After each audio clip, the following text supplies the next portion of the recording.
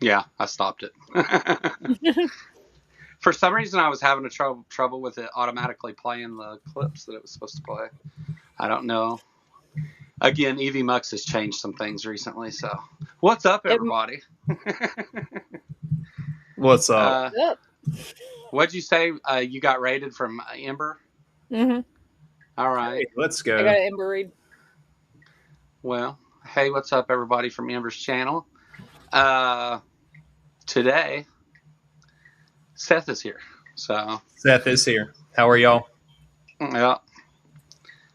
Yeah, wrong way. It's mirrored. Mm-hmm. Yeah, Glad to confuses be here, the shit man. out of me all the time too. What's I up, appreciate Seth? the invite. Not much, dude. So we've actually met each other, right, man? Like we have. We've sat and hung out and talked the deepest philosophical conversations about video games and how they cannot objectively be good. Correct. Right. And that's a little joke because Will's watching right now, I'm pretty sure. So that's a little. What's up, Will? Taking a jab at him real quick. Yeah. So, how you been doing since the art protest, man? Things going getting better, I see. Yeah, since the art protest, it's been wild. That feels like a lifetime ago. But I'm finally back up in the Carolinas with my family. I've got some stability in my life, so things are going well. The channel, by the way, if you don't know, my channel is Ambushed Apostate. I basically talk about my deconstruction process and my leaving independent fundamentalism, Christian nationalism, things like that. So on that front, things are going well. So I'm excited about some new content. Lil and I have a show that premieres tomorrow. So yeah, a lot of cool things going on. We will get into your show. We're gonna wait a little bit until things pick up, and so I'm not just ignoring that you said that. Right. But all right. So also we got the always giggly Lil as usual. What's up, Lil? And those of you in the audience that didn't notice that she's not wearing glasses, you're all going to fucking hell. I found my contacts. Okay. So now there's no like crazy glare. We just got demonetized. They demonetize all these anyway. Usually, it's not good. But anyway, yeah. So you got contacts. How you liking that? Are you used to them I love yet? contacts. No, I've worn them for years. I thought that I was out, and I wasn't because glasses are just easier most of the time, and I was getting really tired of the glare. So I was just like, okay, I'm gonna go find my contacts. So right on. All right, right on. Well, what's up, everybody in chat? I see a bunch of our friends out there, more than I'm going to name today, but I see Bree and Antjer and Skeptic Philosophy at the moment. So this is kind of a political show, and although we do know Seth from the atheist community or whatever, we're going to have a political conversation about Christian nationalism, and my interest in this conversation is to figure out how someone who walks away from Christian nationalism individually then is in a position to where you still have to function within a Christian nationalist community for the most part, and how you explain to those people that you no longer agree with that position. So that's kind of where I'm aiming it at. I don't expect you to give me a big in-depth assessment of the thing. Just your experience is we'll what talk I'm looking about for. that for sure. So does that make sense? What I'm getting at? Because there's I have a theory, and we'll talk about it afterwards. From what sounds like you're asking, leaving a group after you have, I guess, left those ideas and interacting. Is that what you're saying? Interacting as you're still in it and don't believe it? No. After you have decided that you're no longer going to be a part of that. Mm-hmm. Being in a place that I don't know why my light just got so much brighter, but okay. It was Jesus got me for all the cuss words, I think. If he's watching, he loves to watch, by the way. He's trying to come in my heart. the the I threw myself off there. I wasn't prepared for that one. The We were talking about Christian, but okay, so after you've left that, you're still going to encounter people of that persuasion, right? Oh, sure. Just like for me, even though like I'm left of what most Democrats are and an atheist, I'm surrounded by creationists and Trump supporters. So Sure. I'm interested in somebody else's take on how you interact with those people and have conversations on a daily basis, that some that are and aren't about that particular subject, and because you're not changing people's minds, I don't imagine. It's hard to get yeah. Well, for me personally, I've still got family that are in that kind of a mindset. So yeah, navigating that is definitely a challenge, and we can get into some of that stuff whenever you want to. I know we've got some clips to watch too, so whatever you want to do is fine. Okay. Yeah. No, and the political stuff, we've just got a few minutes of that today, and so I might even just like kind of sparse them throughout the stream. Sure. That way, no matter when somebody's coming to hang out or whatever, they get a little bit of both. So I'm an open book, man. Ask away. Okay, so you don't care that I share things that you've told me about your history, right? Like no, if you happen to remember names, just don't use names. But yeah, you said this publicly though, that you were raised with some of Kent Hovind's stuff, right? Oh, absolutely. Yes. So a very creationist community type thing, and religious and very right wing political, right? Mm-hmm, for sure. Yeah. Okay. Yeah. The Republicans were the party of God. You know? And everybody else was wicked. It's pretty simple for us. Yeah. Whereas I was raised among creationists too, you were raised among like more Southern creationists, which is a totally different ball game, because it's not just a religion; it's a political position. It is. Yeah. It really is. Yeah. No, I get it. Like so how about what time did you like what first made you skeptical of that? I'm not good with words. So no, you're good. So there was a lot of cognitive dissonance for me when I was still in the group, because we were planning for basically war with an Obama government. We were told constantly, they're coming for Christians any 3 minutes. Not today, but definitely tomorrow. So we got to prepare. And I was also a law enforcement officer at the same time. So I was dealing with sort of this pressure cooker of holding these two conflicting ideas, because here I am, a patrol cop on one hand and planning to shoot cops if necessary, if they come for us, on the other. So there was a lot of cognitive dissonance that was building up. But what really tipped me to tip the scales really for my deconstruction was actually like guilt tripping and shaming for not being a good enough Christian. But as far as the Christian nationalist aspect of it, I started seeing cracks in that before I actually deconstructed. It's a weird thing to be so neck deep in a Christian nationalist group that has sort of a compound, and where you've got medical supplies and food and weapons and plans, and then trying to navigate your way out, being stuck in that type of a situation. So it was pretty crazy. It was very cult-like, right? Like, 110% cult. Yes. Yeah. You could I would say, yeah, it was a cult. It was just not called that because it's fascist ideology, I guess. I don't know. High control religious group. We'll go with that. Yeah.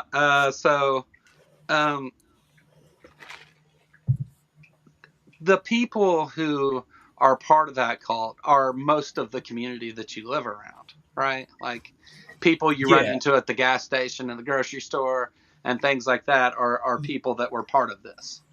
Well, for me, it was more so it was people that I'd had in my life for a long time. When you've got a high control group like this and it kind of starts sucking people in, a lot of times your whole friend group will get sucked in. So I had friends there, I've got family there. So it was more so than just, bumping into people and having to interact, publicly. These are, blood family and married family and friends I'd had since I was a little kid. So yeah, there's a lot of, how do I navigate this with any of these people, if at all? Because there's a lot of, sorry. Go ahead. No, you're talking to these people all day, every day, people that are within it, right? Like, oh, sure. Yeah. That's kind of what I was driving at. Yeah. So your family, your friends, everybody you associate with in public, because that's the group that you've kind of, it's a cult, right? I mean, right. That's kind of how it works. Yeah. So did you ever question like people who should have known within this cult that you were doubting their positions, or when you disagreed with them? Was there like a confrontational part of this that happened, or well, for a little context, the leader of the group I left was my former father-in-law. So when I disagreed with the pastor, I'm also disagreeing with the father-in-law. So they knew when I started slipping, I guess you'd say, when I started the deconstruction process, and there was a lot of there were some conversations that got a little heated, but their stance was, all right, he's gone, he's an apostate, and we have to cut him off, period. So once I was sort of found out, so to speak, there was no more communication. That was cut off. I had friends call me that I'd known for years, hadn't spoken to him to this day, spent years in court trying to get access to my kids. All of that came from, all right, he is now an official apostate. He's public about it. He's done. So there was also an aspect of, after the fact, this excommunication thing where you see someone you knew from the group in public and they don't look your way, like they never knew you. So that was, an added layer of dealing with all this. Yeah, sorry. My attention was elsewhere. I can listen and read at the same time, though. I've done yes, you can, Joe. Right. So it, it's a very militant like thing, though. Like it's not it's not taken lightly at all. So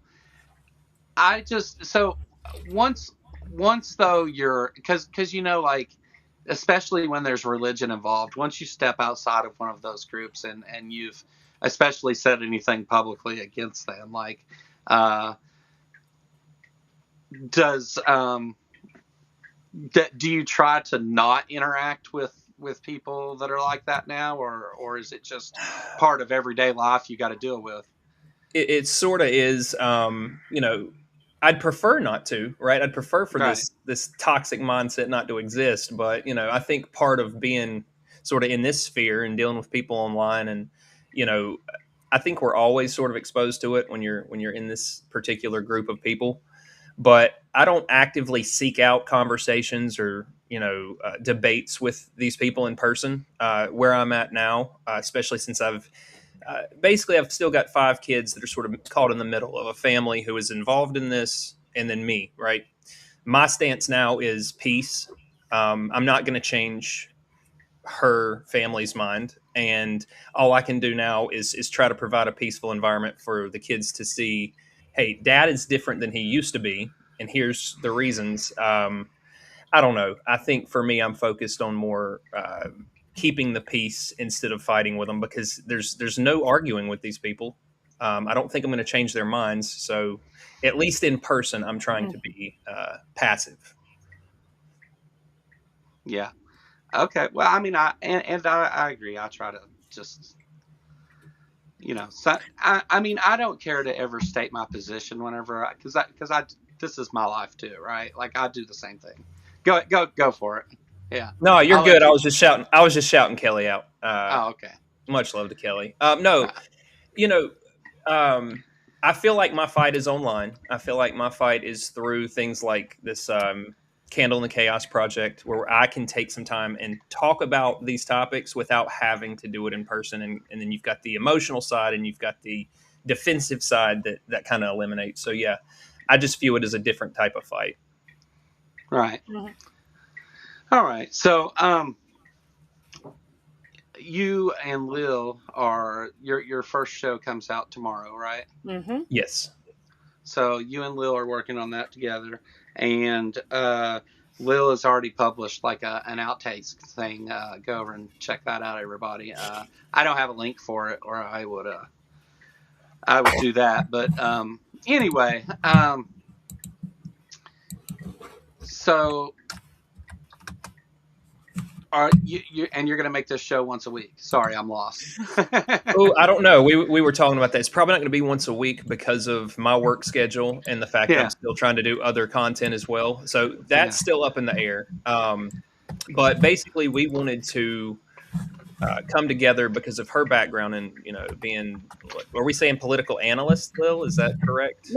Something like that. And then me coming from a Christian nationalist background from the age of 15 to 30, and us being able to kind of bounce our experiences off each other and our different perspectives, I think is going to be an interesting blend on the topic of Christian nationalism. So yeah, super excited. I should have. Well, Lil, did you bring a clip of the show to show people today? You didn't. I forgot. You forgot your glasses too, didn't you? I am so In sorry. Fairness, let me say this: there is not a clip available. Like, I was going to make it, and I worked and did not do it. So I'll take some of the blame for that too. But it will be live at some point tomorrow on my channel. So listen, when I first started making videos, I had to, watch the material, make the clips, and do all the audio and the video, which I wasn't in those videos. It was just like meme things and videos and stuff clipped together and me talking over it. Doing a video a week was horrible. So like, I get it. It was. I would have to spend like at least a couple nights up half the night, working on editing or fixing some stupid little problem that takes 2 hours to fix, and the rest of it's easy, Yeah.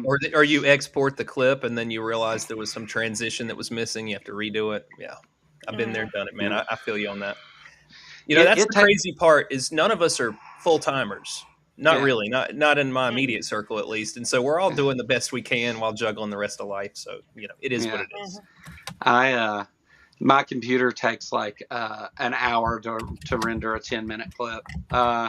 So if I do a whole shit ton of editing to something, it takes like 6 and 8 hours to render a 20-minute video. So I feel you. So when I say these things, I'm joking in kind. I'm not making fun. I know you are. It's all good, Joe. It's all love, brother. I speak of it from experience, right? Yeah. All right. So let me get a drink. Lil, how are you? You've been quiet. I'm just listening. I'm fantastic. That's I was getting ready to say. Maybe I should let Lil talk for a minute.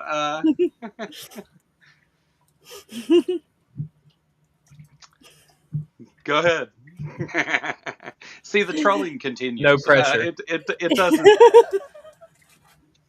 It doesn't stop just because the show started.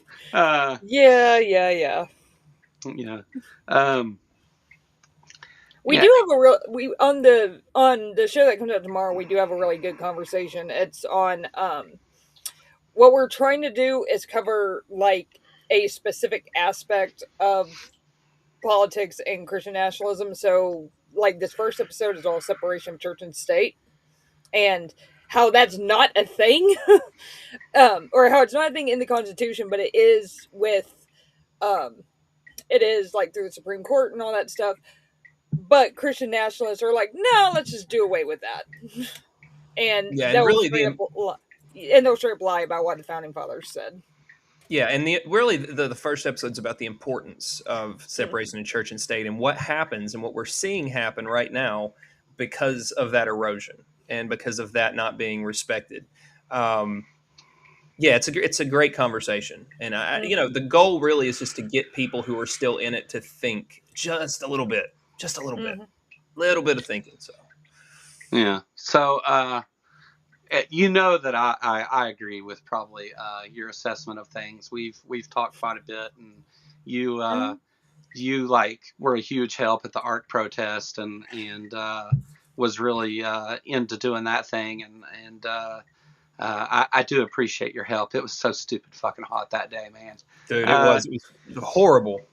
I got to meet Joe, and I was starstruck for a second, and then we both worked our asses off for hours, and it was over. That's pretty much how it went down. Yeah. And for the record, he worked harder than anybody else out there that day. Yeah, that's not true. To be clear. I directed is what I did. But, well, I mean, when I've got 3 or 4 people that are like, what do you want us to do? Yeah. It was a group effort. I think that's kind of, most of the stuff I did that day was running. And I started running early that morning, and we ran till after dark, getting everything back put up where it was supposed to be and everything. Yeah. We had to go rent a moving truck in the middle of it, and so wild. I haven't told the story about why that happened, and I don't know. Maybe I'll tell it to you off screen first, and then we'll see. Oh, I know. You talking about to me? Yeah, because you told me that night what happened. Oh, okay. Yeah, we smoked a lot of weed that night. There was weed consumed, yes. What's up, Dade Murphy? Hey. Yeah, Dade was there too. Dade ended up giving a little impromptu speech. That was awesome. I'm interested to see what you guys come up with talking about it, because sometimes things come out through conversation that you don't remember just rattling it off in a list of facts, right? Right. So even though you're not trying to be confrontational within the community, I imagine among like family and stuff, you still have like Trump supporters in your family. Yeah, on both sides. And I will say that I have been learning a lot recently about how to communicate with people, because my approach in the beginning was, basically WTF is wrong with you guys? Are you so stupid that you can't see through all this? And that is not the approach. I'm going to go ahead and throw that out there. It damages your relationships with everybody you're trying to communicate with, and that's the wrong play. And so for now, again, going into like the peaceful side of things, I don't want it to get to a toxic place, because this specific topic, especially down here in the Carolinas, in deep MAGA country, so to speak, is very, triggering to some people, and it's just not a productive conversation to attack with, to go on the offensive. And I learned that the hard way. So I'll say I've learned a lot on how to not approach people with this topic. I've hurt feelings of people that I've had to apologize for. I mean, there's all kinds of stuff. But for me, I have just accepted I have to interact with these people. This is where I live. And in this area, a lot of people are still in this mindset. So it's an interesting environment that I'm in. I'll say that. All right. Well, like I asked these questions based on my own experience. Like I told you before we did this, I had no plan as far as like how this was going to go. Just I was going to ask some questions and we would talk about this. We're doing it live. Okay, so when I asked that question, that would have been almost a copy and paste of my response to that question. Mm-hmm. So like I was. That's why I was laughing. I wasn't laughing at anything you said. I was laughing at the similarity. I didn't expect that. Yeah, I mean that's even the case here, because there's some people who are conservative, were Trumpers up until somewhat recently. That it's one of those things that we have to kind of ignore the politics and ignore the religious aspect to keep a relationship at all, because otherwise it would just be constant fighting.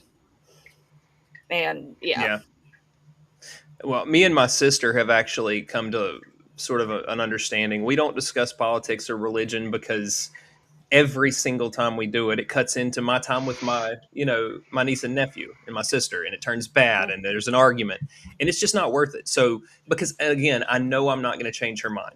She's set in her ways, and she believes what she believes. So it's like, all right, from the humanistic side of this, how do I salvage a relationship?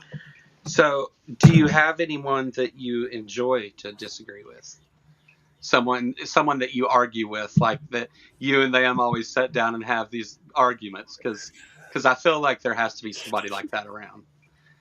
I mean, in real life, not really. There's a couple people I work with who damn it. are super big Trump supporters, and so I've had some conversations recently with a guy who he's a trip, man. I mean, he is just the walking, talking meme of a Trump supporter, and so that's kind of wild. But I try to engage as many people as I can about this topic or the religious deconstruction stuff or whatever the case, because I like to have conversations. Like, I want to try to pick people's brains, figure out where they're coming from. I'll see a lot of similarities in their speech and their thought process and go, okay, I was here too. I made it out. Let's just keep this conversation going and let this kind of, let them chew on this idea for a while. I like that kind of stuff. So respectfully and in a way that's not going to be confrontational and go sideways, I will have as many conversations as I can about this stuff. Yeah. There's a guy down the road here for me that I used to go and me and his sons and all of his nephews, which he had a whole bunch of nephews, we all grew up and went to school together, right? So, and I had known him most of my life. So, he lives just right down the road. So I would stop and we would end up arguing about Trump and whatever, like back. This goes back to before Trump was elected the first time. And it would always end with us yelling at each other, but not mad. Like we just walked away. Like we just walked away from it eventually. And I would be like, "Damn, that dude's crazy," and I'm sure he thought the same about me. Yeah. Well, and it goes back to, at this point, our approach. You were talking about on your member stream yesterday, you're talking about street epistemology. I think that came up for a little bit. Steve Jakatis has talked about it extensively, and I genuinely, the more I think about it, the more I think that is the right path moving forward, because the traditional, we line up and fight it out this way, and maybe you leave and can shake hands on it, or maybe you walk away and you never speak to the person again. I just feel like that a different approach of how we have these conversations, and sort of leaving the ball in their court to think about what it is that they claim to believe, versus how they act, for instance, or how they're voting, for instance. I think that is a much more effective tool. But I have had some similar experiences where we're not mad, but we're loud and we're passionate about the topics.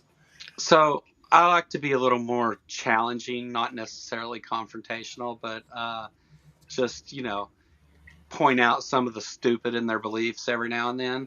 I just can't help myself. And sometimes I'll just say it in like a sarcastic way, like just, like. Yeah, I'm guilty of that too. Yeah, you support a pedophile, whatever. You can't. It's so easy nowadays too. Well, yeah. Let's watch a clip real quick, okay? So let's watch a clip. Just to see who we're talking about here. Why is my clip not here now? You son of a bitch! You took my clip. All right, hold on. Anybody else want to ask a formerly deranged Christian nationalist a question? Just drop it in the chat. We'll get to it if I can. This is the crazy dementia-addled son of a bitch that runs the country. Let's hear him. But they've said this about a lot of things. No other president could do some of this shit I'm doing. No other president. The things I'm doing, nobody else was going to. He's not wrong. He's not, is he? Are clapping. People are clapping for this. Yeah. Fucking deranged. Holy fuck. Yeah. So sometimes it's easy to just, throw a little sarcasm in there.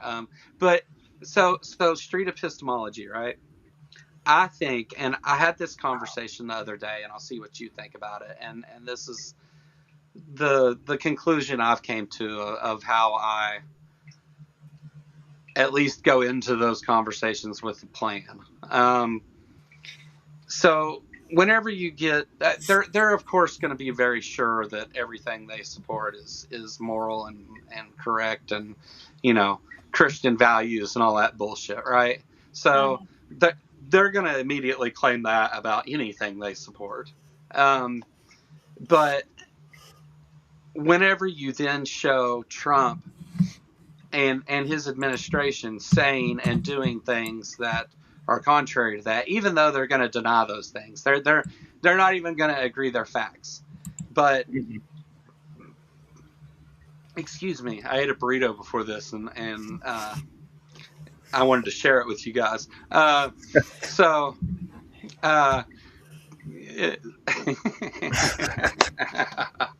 We appreciate that, Joe. Yeah. Oh man, we're classy over here. So I think you take that and you compare the actions of what they claim to support to the morals and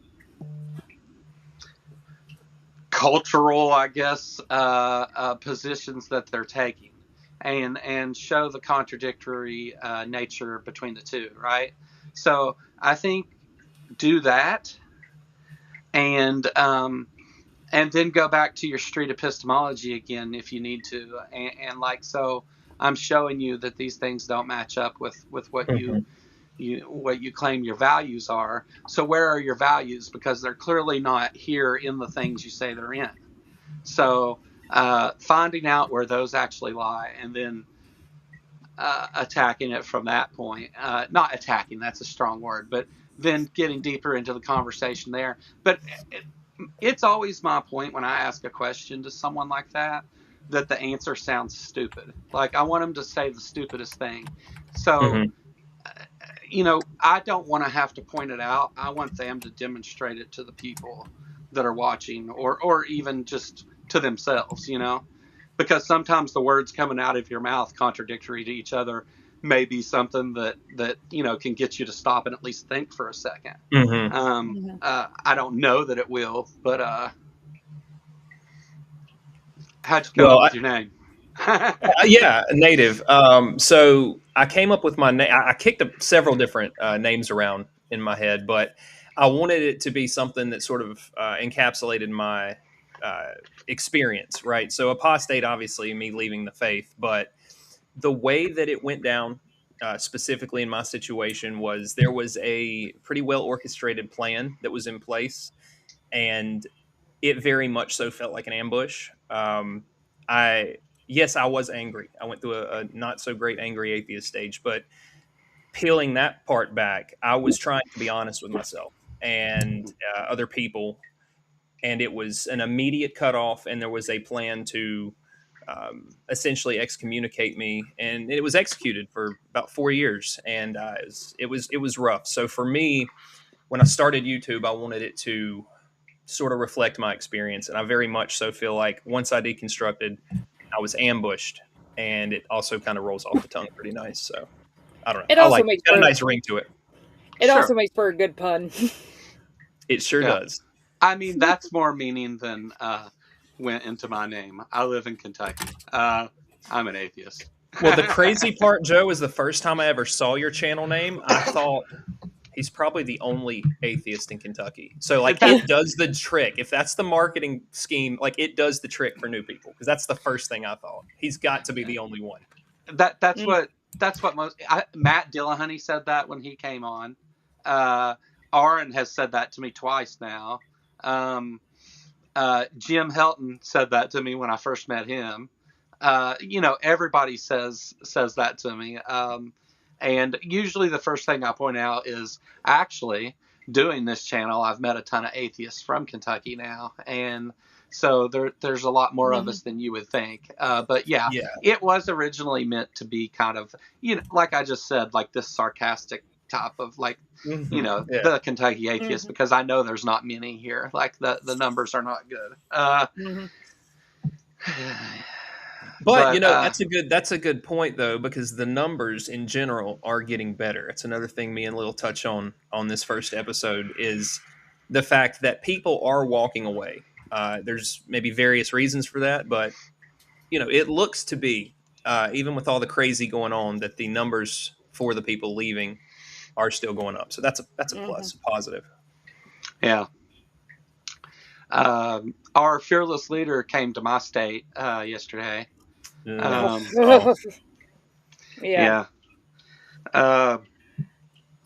Somebody passed out and they had to like stop and start back, and he said all the things. Did he mock him and call him a weak person, bit. A stupid person? Yeah. No, he said, well, he just made it clear that he didn't give a shit. Like he was bothered by the fact that it cost him some time. He couldn't hear himself talk for quite as long. Yeah. What a godly example, right? Yeah. Deviant says, not really a question, but given how I was raised, I'd like to compare notes. Raised in a fascist and abusive family cult type situation and versus Christian nationalism. We have actually already talked about this. About having to go on to discuss that. Send me a message and you have an open invitation. We will discuss anything you want to. Absolutely. Yeah.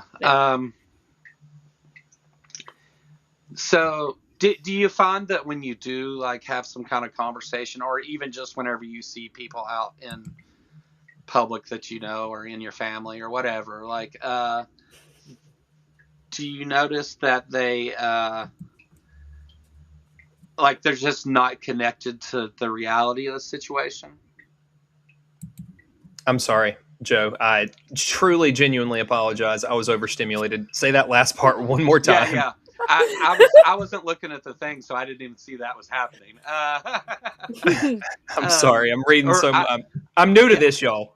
It would have froze me too. One more time. So, do you notice that like people like they just believe a lot of things that just aren't connected to reality of the situation anyway, right? Like there's certain facts that are just it's what's true, like not to do with what anybody feels about stuff, like the our president is doing this awful thing, that awful thing, the Republican Party is okay with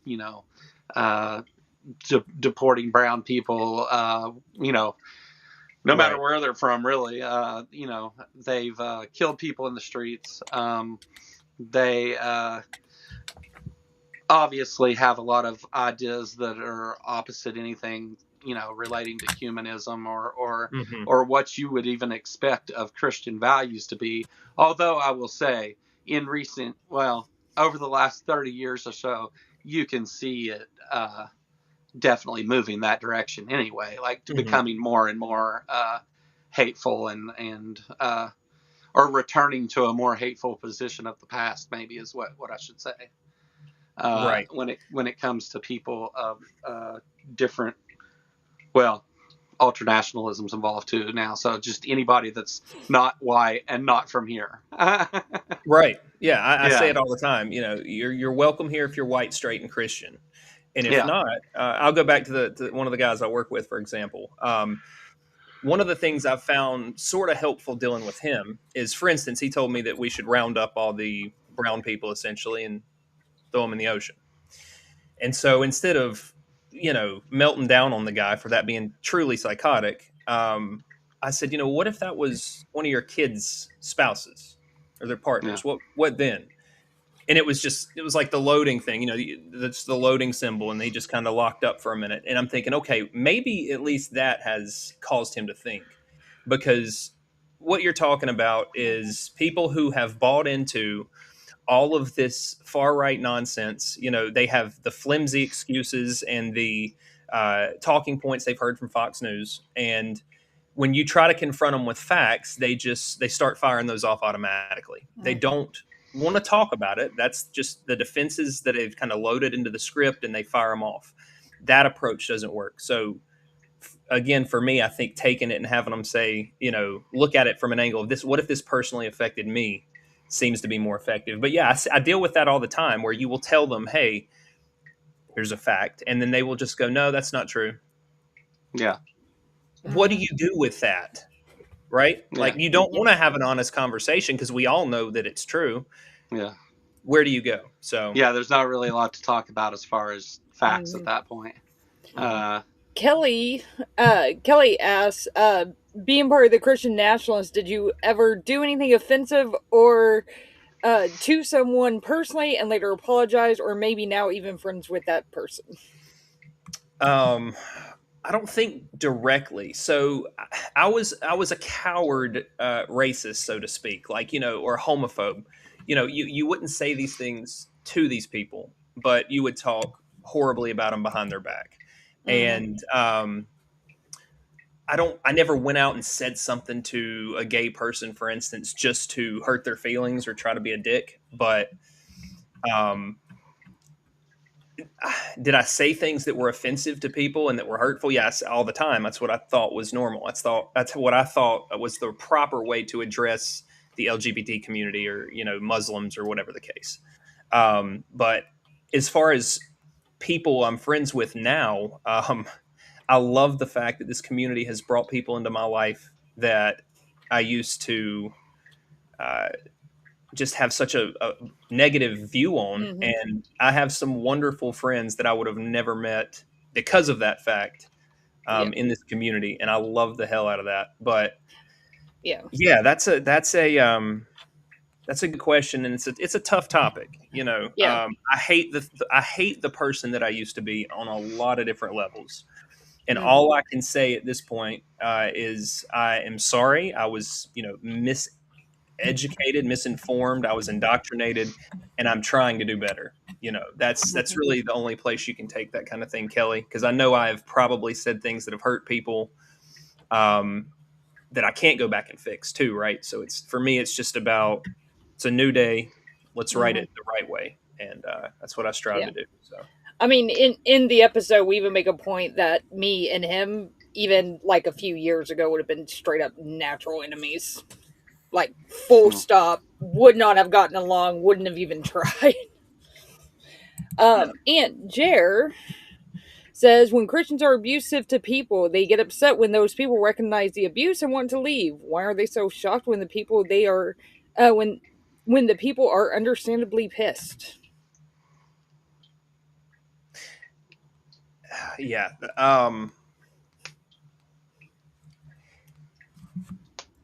So the way that I see it is, you've got a toxic religion, right? You've got a religion that is abusive by nature. This idea that this loving being loves you so much, he's going to torture you. He's letting these bad things happen to you to teach you things.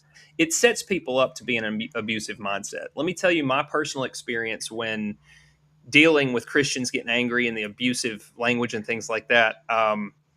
It is one of the most toxic things, I think, for a relationship, when you mix the Christian abuse that's already there, that loving is sometimes yelling, with this idea of fighting these hard issues like Christian nationalism. It's a very toxic environment when you add the abuse that's built into Christianity to some of these conversations. And yeah, a lot of people respond with anger. There's it's a very vicious cycle, because both sides are upset, they're both hurt, and then you add the abusive element to it. It's a bad situation. I mean, I concur. The very good answers, though, better than I would have said it. So I'm just going to go with what you said. I think that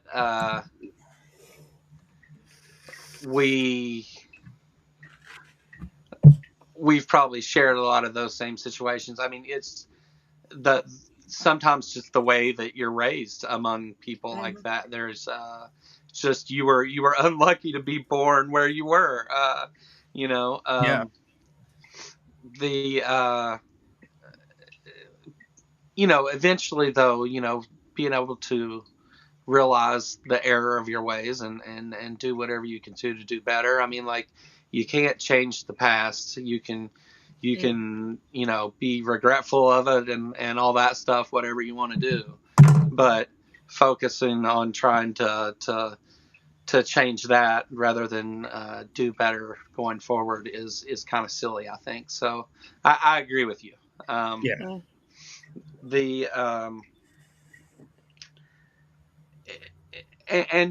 said a number of times that I would go to church and it was nothing for the preacher to like use racist language and I mean,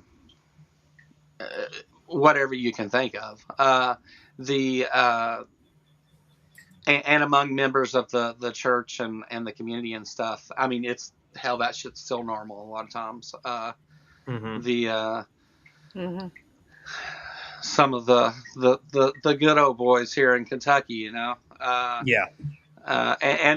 know you have that there too. Like I know that, and I know that Lil does too. It's something we all share in common, and why this is such an interesting conversation.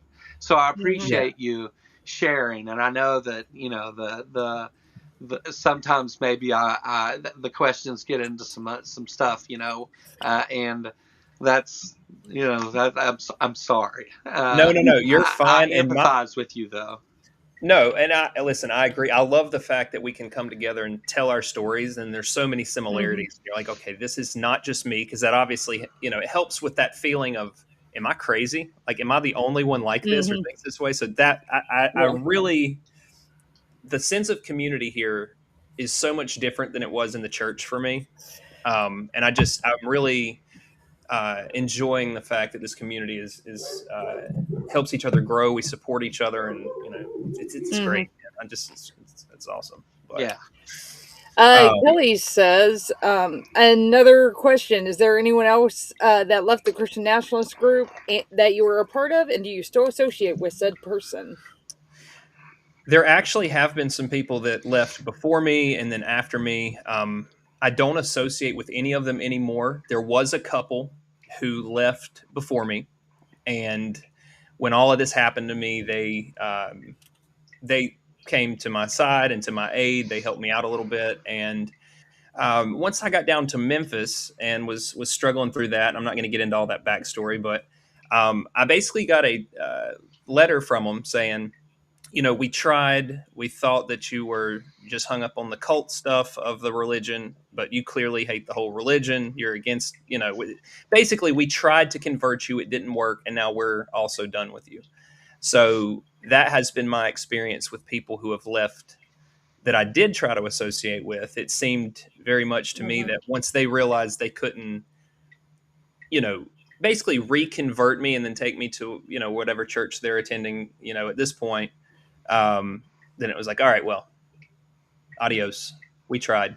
So no, to answer your question, Kelly, those groups tend to be, they will cut you off, and the people in them view you, once you've been excommunicated, they're taught to view you as, in the past, dead and gone. So very unfortunate situation, but great question. See, I have strokes, by the way, mini strokes like that all the time. Forgive me.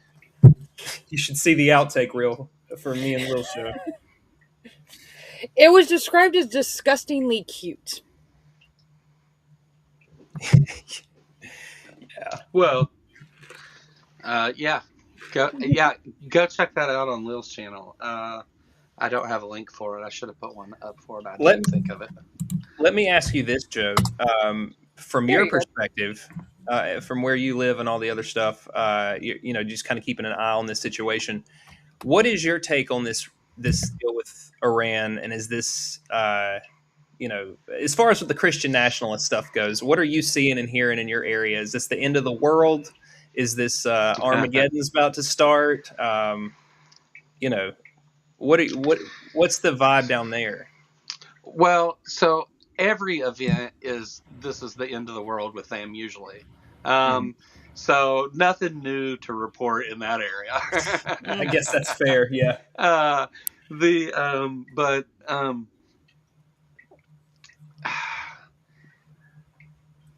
I think that there's a. First of all, let me tell you what my position is, because I haven't had a lot of conversations about it with anybody outside of Laura. Really, that's really the only person I talk to. So, I mean, here anyway, I talk to all kinds of you guys. But everybody's diehard Trump here. So, like, whatever needs to be said, they want to see us help Israel in any way.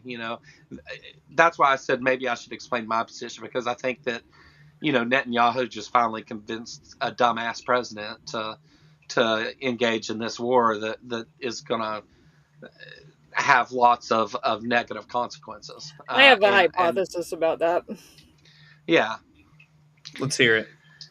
I'm pretty convinced that Israel probably has something with the Epstein files that Trump does not want out, because we know Epstein was working with like all sorts of people. So my bet is that Israel has enough compromising material to be like, you're going to do this or we're going to release this. And he's like, oh shit, because that's the only thing I've ever seen him give a damn about. Is there So like that stuff, like Epstein was like had some extreme religious views, right? So and these guys were like, he was involved in intelligence things in all kinds of places. We know that already, and there's a lot of questions about that, and we're never going to get the answers to those. I'm fully aware of that. But that particular part there, the fanatical religious group that like believes in the Moya and all that crap, yeah, Epstein was kind of extreme in that regard, and those guys are extra spooky, right? Yeah. So I don't doubt that Netanyahu has everything. I wouldn't be surprised if he had all the tapes, all of the documents, everything. I wouldn't be surprised if Epstein, made sure it went to him in case of, something. I wouldn't be surprised if Russia has it too. Oh, sure. So, yeah. I wouldn't be surprised. The scary part for me, coming from a Christian nationalist background, this event has been talked about for a long time in my group, because any 3 minutes something's going to happen in the Middle East, and that's going to kick off this return of Christ. And that is something that we had to have happen, and that we wanted to happen so bad. Now, the perception is from a lot of the people that are still in this, it's literally happening. Even though we know there has been conflict over there, since biblical times. It's always been over religious nonsense, and it's going to continue to be over religious nonsense. But there is a large group of people who think this sort of greenlights them because the end is not coming, it's finally here. That scares me a little bit, because I know the firepower and the mindset that some of these groups have, and they perceive reality a lot different than we do. Right. That scares me a little bit with where we're at politically in general right now with MAGA. Right. So having these Christian political organizations in the highest levels of government and intelligence is bad. Yeah, for sure. That's one way of putting it. Yes. Yeah. Very bad. I think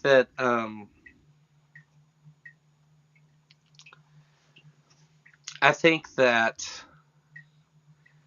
the intelligence ties that there are around this, and the whole international picture that it draws, I think there's definitely some things we don't know about that by design. I mean, that's how intelligence works, right? They're not sharing it with everybody. There was a gnat right in front of my face. That was awful. Welcome to Kentucky. But they're everywhere. You're right. Yeah, that's not for public consumption, and there is some balance that has to go into that. Yeah. Okay. Well, here's what I'm excited about with this whole thing. When Israel takes some direct shots and some of their landmarks get destroyed, and they really start hyperventilating about it being like any 3 minutes, and then nothing happens.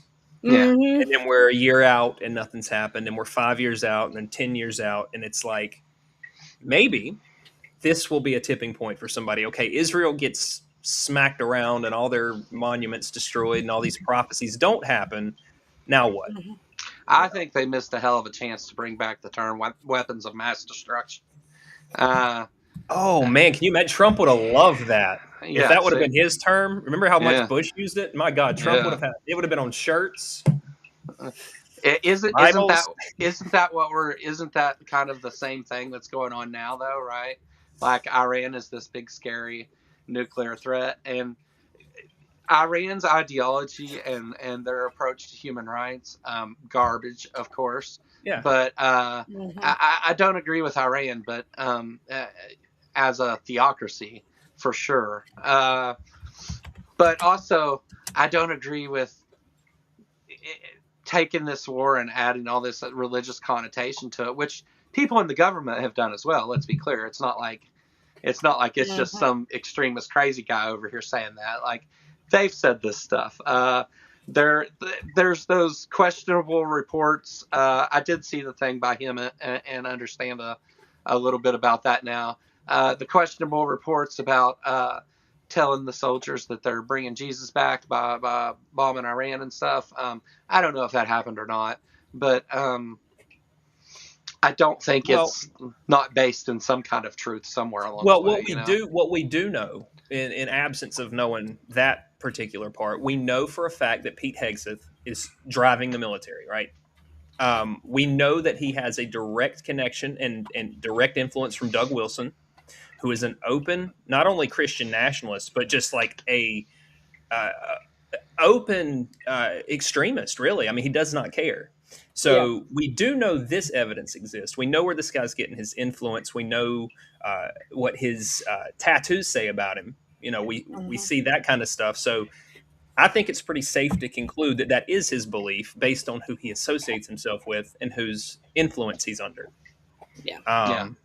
That's enough of a red flag for me. He's psychotic, and he's a whole nother topic and a whole nother 2-hour episode. But now we can't take pictures of him because they're unflattering when he's doing his Sig Heil up there on the podium with Trump in the background. They don't want pictures of that. No, so we're just going to ban the cameras instead of ceasing with the Nazi salutes. Yeah. Well, how dare you ask them to be conscious of the message that they're putting out, Yeah. Or other people in general that, may be hurt or offended by something. Yeah. Yeah.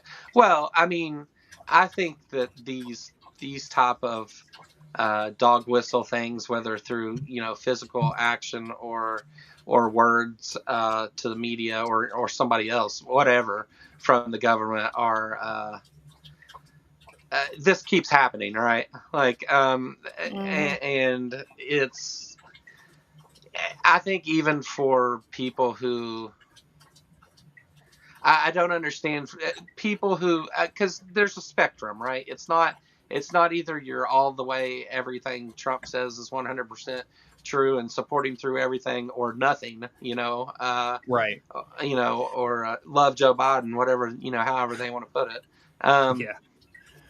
Or Barack Obama. He's been on that a lot lately. But, there's people that along the way are like, okay, that's one more Nazi thing too far for me. I don't agree with those racist positions. How do you think that some of those people eventually come all the way away from those things as you did, or you think that's a very uncommon thing? I think it's a very uncommon thing. What's your view? For at this point, it really looks more and more divided by the day, even within the MAGA movement. I feel like you are either supporting him or you're not at this point, and it's a pretty clear line because of how extreme it's gotten. You know, I came out of it, right? I may lose subscribers for this, but I'm an honest guy. I've got to be an open book. I voted for the guy the first time, much to my chagrin now. But I am where I'm at now, and I know that 180 can happen. Yeah. So I'm like, okay, there are people who do change. But at this point, the ones who are still doubling down and supporting him are, I think it may be getting a little bit too far gone at this point with some of them, because it's truly psychotic. I left supporting him, 6 years ago now, 7 years ago. So it's taken some time for me to kind of readjust and learn things. But no, there are people who will come out of it. I just feel like if they've doubled down to this point, it's going to be tough because it's getting absolutely unhinged. Yeah. Madam President Mosh Pit became a member. Thank you, Madam President Mosh Pit, for the membership. Those things are 99 cents if anybody else wants them. I did a member stream yesterday, and Lil and Seth were actually there for that, and we talked about some other stuff until my phone went dead. So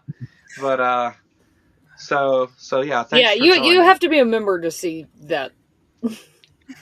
It's worth it. I have to say, the member streams are usually off the hook. They're usually pretty good. That we usually end up getting into a pretty good conversation because, you can say whatever. I'm not sharing that stuff. It doesn't leave there. It's and we don't have to worry about getting shut down by YouTube. So we can say whatever the fuck we want. Which, I do anyway. So, moving on. Thanks for the membership.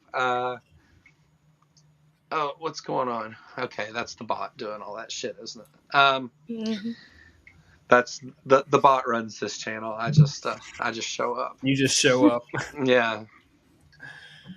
I think I put I wouldn't swear to it, so I don't know if I should even say so, but I think I put the flag thing for Ember in the bot. Let me see if I did. Oh, I hope so. I'm getting one when I get an actual office. For sure. I know I went and entered it. I just don't know if it's. Let's see. It's not. I'm sorry. I thought I did. Better than Ember. I really did. Go sub her. Yeah. And look at the flag art she does. Awesome. Yeah. Lil, let me ask you, because I've heard a lot about it. And again, when you come out of a group like this, the information is so heavily controlled. Who you can listen to for your news, who you can follow on Facebook, and all that stuff. How much of this Iran is a threat is legitimate coming from your perspective? Like, because I've heard for decades, Iran's this close, and then what was it back in the fall of last year? I thought we utterly decimated Iran, and they were no longer a threat, and blah blah blah. So, which is it, and is any of it true at all? Because I genuinely, I'm confused. They have been having this line since like 1992 that Iran's a week away from getting a nuclear weapon. They do not have a nuclear weapon. They are not close to getting a nuclear weapon.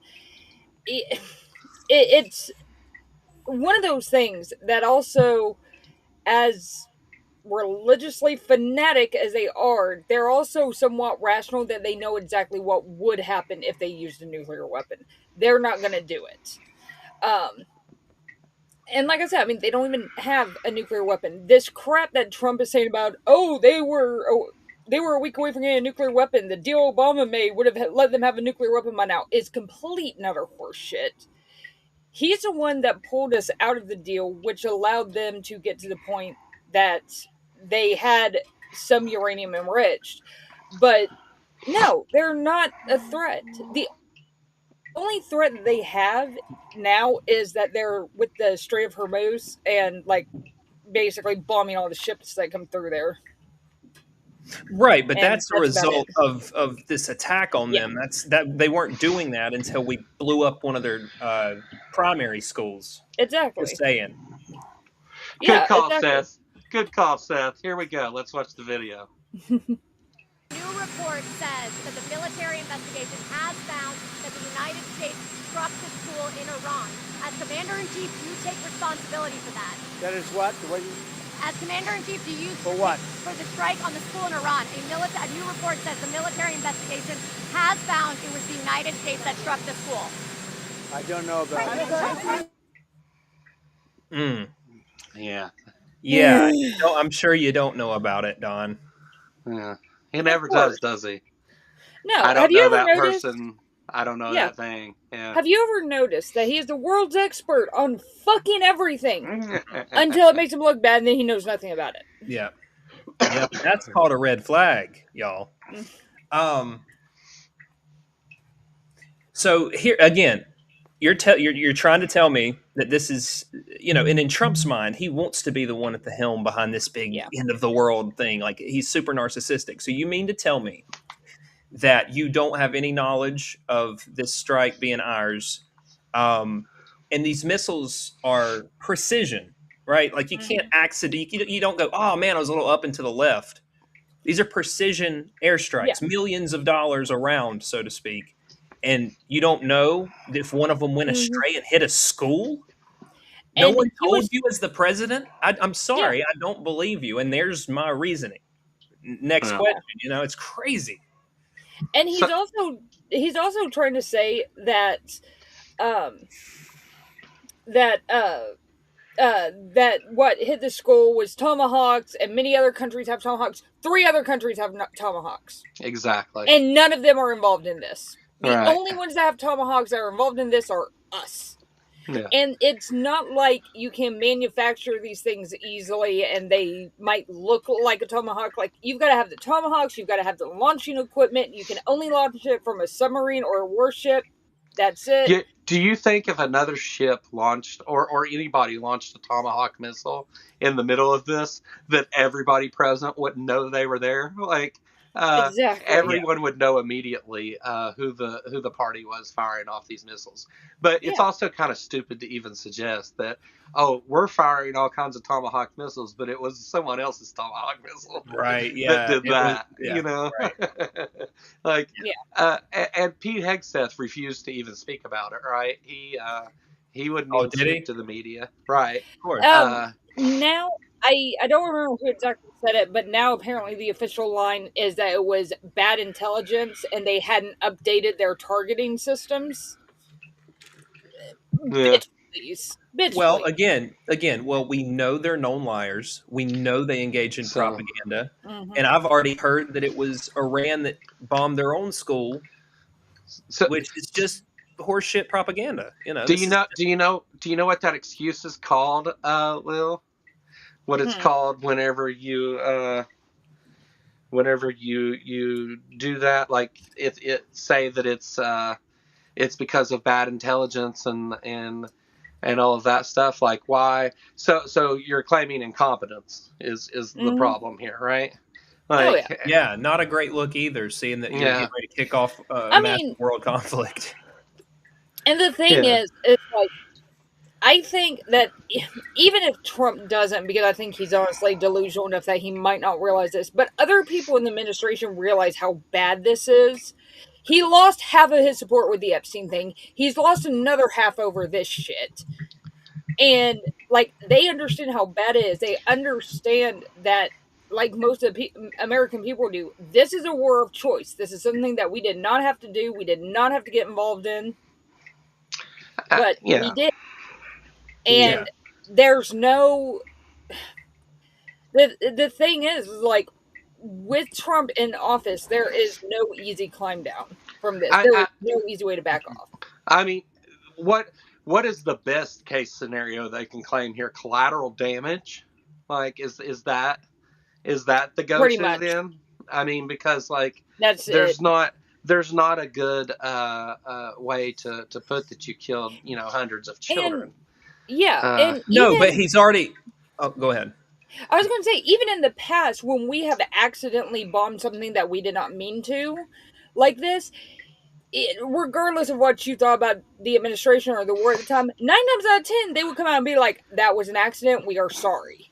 Yeah. And I get that the apology is hollow, but still, they would at least acknowledge that it was a mistake. These they guys will don't not do that this time. No, but I mean, Trump has already set the stage with his Lord Farquaad speech. Some of you may die. And he got right out in front of it. And, and so to him, it's just, listen, he is the center of the world stage in his mind and in reality, quite frankly, for all the wrong reasons. But that's all he's concerned with. He doesn't give a shit about those dead kids. He doesn't care how many of our soldiers get injured or killed over there. And he doesn't care about the civilian deaths over there either. So, a really important point. Keep in mind, he ordered all federal flags flown at half-mast for like a week for fucking Charlie Kirk. Did not do that for the 6 dead soldiers. Who? Yeah. Fuck that guy. We don't know him. Fuck that guy. So, yeah, that's our president, right? So, congratulations. And I mean, he has the balls to come out and fucking lie about the families and lie about what they said to him. Because he's like, they all said, please finish the job. I guarantee you they did not all say that. Maybe one, if that. But no, nobody is saying that because they're like, why the fuck is this even happening? They have not given a single solid reason for it. Okay. And they keep changing it. So this next question is going to be a tough one, and it's for both of you, okay?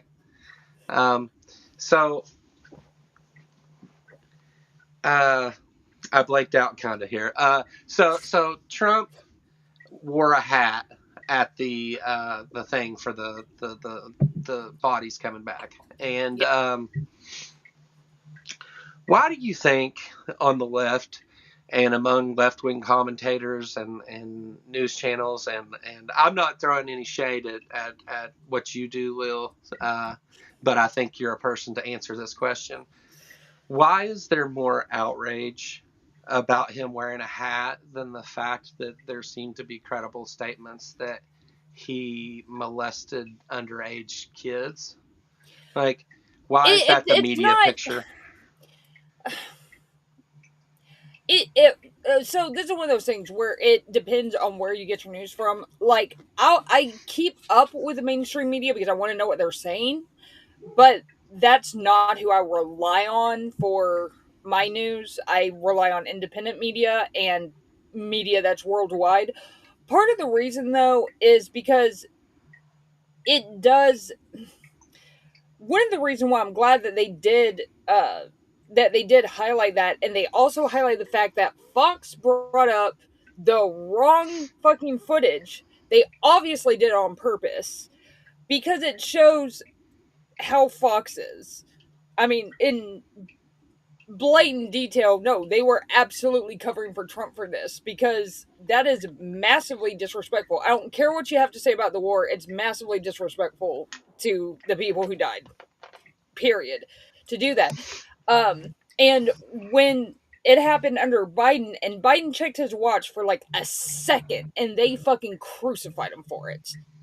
And here's Trump wearing a fucking hat, which is just like... So, yeah, it's one of those things that there was so much outrage on the right side about Biden checking his watch for a second that, yeah, they do need to highlight it, but it's one of those things, too, that I don't think the Epstein thing is not going to go away. It's just, even though it's not headline news at the moment, it's still like halfway down the page that you're going to see it. So... Yeah. I mean, he cannot shake the Epstein story no matter what he does. Well, I think flashing out accordingly. Yeah.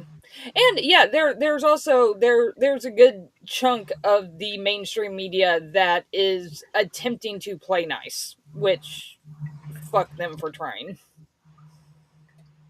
Well, but more specifically, Joe, you were asking, why? I guess why are people more mad about the hat than the fact that this 13-year-old girl's statement had come out? Yeah. That I part don't blows think my they mind are. too. Well, I mean, why is it not on every news channel? Yeah. Is beyond Well, me. But I mean, go ahead. oh, I was going to say, just to be fair, like the statement, like we knew about the statement a couple weeks ago. We knew that they were hiding it. So in that sense, it's not necessarily something new and fresh. It's just information added on to something we already knew about. This is something new, and Yeah, that kind of tends to grab people's attention until they're like, okay, and then they move back to, oh, holy crap, the Epstein files. yeah. So I don't go know ahead. why. For me personally, it's the biggest issue there is. Like, why are we not prosecuting? Everybody Yeah. wants to talk about, we got all these illegals over here committing all this crime.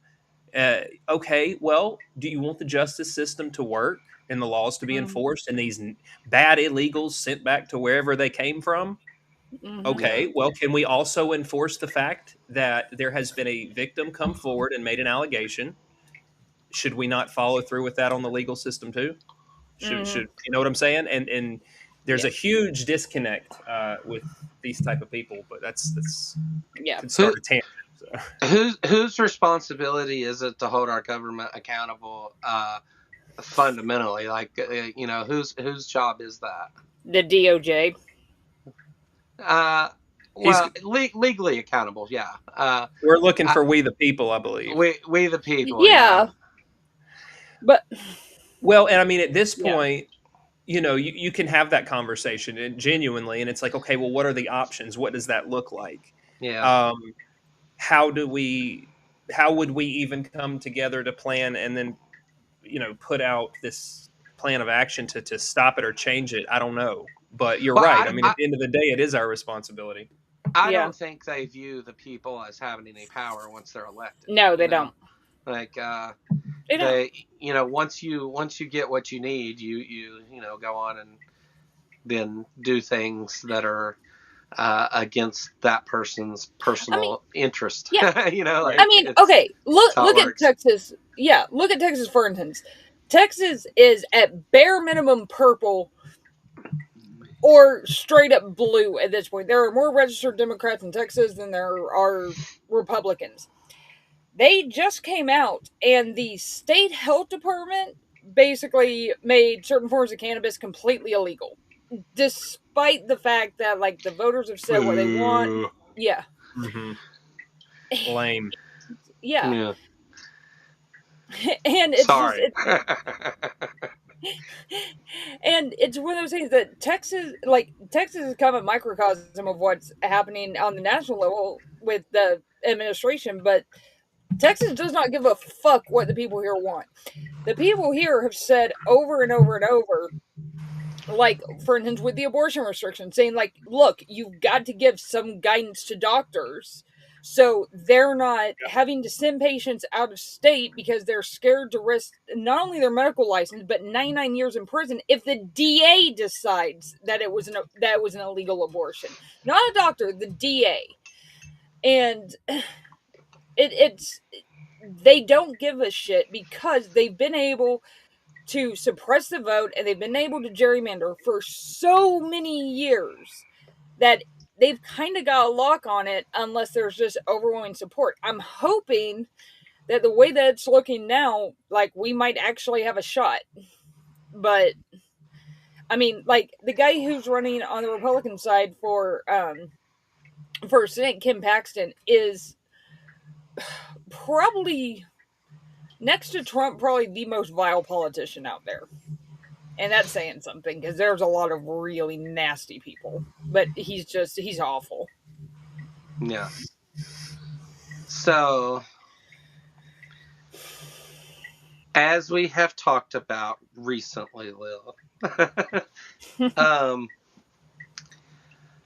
I think we do see people changing their mind that were Trump supporters and are no longer Trump supporters, or even supported the Republican Party in general, for that matter. And you see some of those going both ways too. Like you see some people going further extremists, and a lot of the QAnon crowd is mad with Trump now, and apparently he's the boogeyman now for the moment. Which okay, but there are people that are leaving it, and do you think that they're leaving it? Do you think that if you polled those people, that the reasoning would be mostly because of facts and reason and things, facts that changed, or do you think that it would be more related to like cultural pressure? Both. So speaking of my personal life, someone that I'm extremely close to, that I have pretty much said, like, if you cannot bring yourself to vote for Harris, which I was given the stupidest reason ever not to vote for her. I don't like her tone. But I was like, look, if you can't bring yourself to vote for her, just don't vote. Please, just don't. Because, and I get it. I get that the vote didn't count for crap here in Texas. One vote is not going to change jack here, but just don't, just for my peace of mind. Lied to me about it for a year. And then they're like, well, I just really don't like some of the stuff he's doing. And I'm like, he has broken every single promise that he made. Every single one of them. Every single one. How can you people still follow him? He promised no new wars. We are now in a war. He promised that he would bring prices down. Prices are higher than they've been. Like, there's no jobs. He's just wrecking everything. And like I've said over and over and over, you cannot lie to people about their pocketbooks. They know what their paycheck is, they know what their bills are, and they know when their bills go up, especially if they are living paycheck to paycheck. You can't lie to them about that. Yeah. And if you can, then they're just dumb as fuck to begin with. Well, see, I think the average person doesn't vote based on policy anyway. I think they will claim that, like they claim they support this policy and that policy. But I don't think that that's actually where those are the arguments they will make 100% of the time. Those are the arguments the pundits and the media will make 100% of the time. But right. The thing, and look, I've had a kind of selfish motive for the last few conversations on this show, because I'm trying to better understand how it is that whenever these people who claim that they support X, whether it's some crazy fascist ideology or not, and then their stated values as a Christian or as their morality or whatever, there's the things that they state that they value don't match up to the things that they support. And I'm interested in how we have conversations, how you get to a conversation in that place so that you can make that person demonstrate themselves that the position that they hold is silly as fuck. So I'm trying to figure out a way to get there, and that's what these conversations have been about. Right. So with that goal in mind, how do you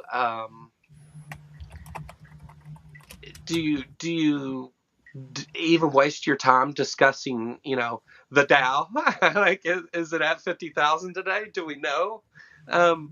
Why even bother? Even with the Attorney General of the United States sitting in front of Congress under oath, she does not give a fuck about one single fact that they stated to her, and engages in personal attacks. So is it the facts deflection that are ad going to hominem change people's minds, or is it the cultural pressure that is applied from each side doing these silly acts for camera time? Like, is it theater or is it fucking real? Like, it's a good question. Or is it both? It could be both. Lil, you good? Yeah. Okay. No, I did it for you, Bree. I made sure I got it in there for you.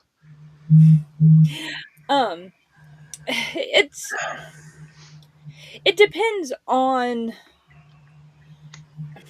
I mean, it just with me, like, it depends on the person. The person who I was talking to, I know how to get them out of that thinking and give them that perspective to be like, wait a second, yeah, this is not what I voted for. Other people though, and I've said this before, other people, I am not the right person to do that. I'm too fiery sometimes, and so. So the thing that I'm talking about isn't necessarily promoting that anybody. In fact, I would say I'm kind of the opposite on that you go into one of those conversations if you know aren't ready and willing to have to engage in some what could be pretty nasty back and forth, So I'm not encouraging anybody to do that, but I know that sometimes we find ourselves in that position anyway. Like I know living among these people, like I've told this story on the channel before. My family, myself, Laura, and my son Noah were in the grocery store, and some lady just walks up to us and starts saying "fuck Joe Biden" and all this stuff, like. Because of the price of fucking sugar or something. I don't know. But it wasn't eggs. We weren't in the freezer section or the cooler section. So, but like these interactions still happen sometimes, and I'm interested in when it is these moments occur that people maybe have a moment where they at least suspect some kind of cognitive dissonance between their values and those things they claim to support. I know that a lot of people are just pieces of shit people, right? Like I'm not saying that's not the primary thing. There's a lot of shit people out there. There's a lot of dumb motherfuckers out there too. Like the average person is a fucking idiot, like I don't claim to be smart. I'm one on here that'll tell you all the time I don't know shit. Like the so like the average person doesn't know shit. Most of the Americans don't know basic facts about their government, how many states there are, what the branches of the government are. That they don't know that the president doesn't have absolute power to bring back Jesus or whatever. Like so it's not always fruitful to engage with those people. I get that, but occasionally there's people that like you're going to have the conversation, and I'm just interested in thinking about how to better do that whenever it happens, because I want to make them look stupid. Well, that is a good approach and has its place for sure.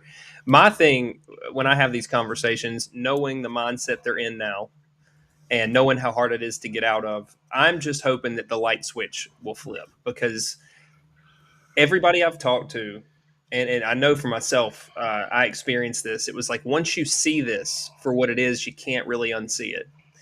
And once you realize, hey, what I'm supporting is horrible, you can't really go back and start justifying it again. At least that's been my experience. And a lot of people I've asked and talked to about this topic. So my goal is that one day, one of these conversations, whether it's, well, you wanted no war, he ran on no war, and now he started a war. If that's the light switch that flips, that goes, you know what, I can't argue with this. It's right. You can't unsee that. And then you start looking at everything else that he said, for instance, and you start seeing it for what it actually is. So I'm just trying to flip the light switches in people's heads. And it may take time. Preach on, Brother Seth. Oh, Jesus. I'm going to start a sermon up in this house. Thank you, Jesus. I'm just, you got the Jesus involved. Listen, my dad was a Southern Baptist pastor, man. I got it.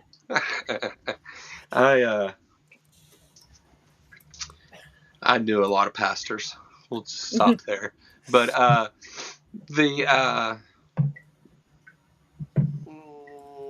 okay.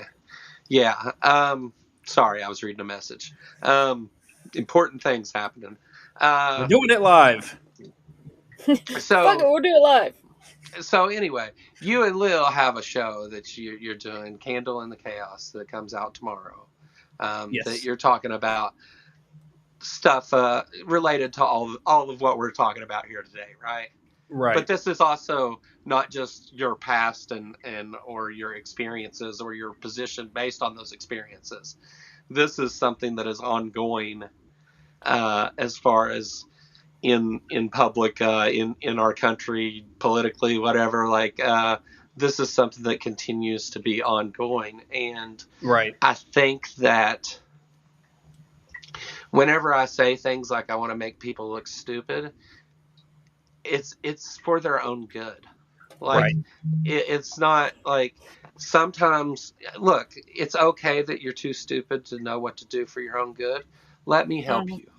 Right. And so that's kind of the place I'm coming from with that. Like, I think that some people do have a chance. There's not like a lot of them. I think that it's mostly a lost cause. You know, some of them are just too blood cult magic.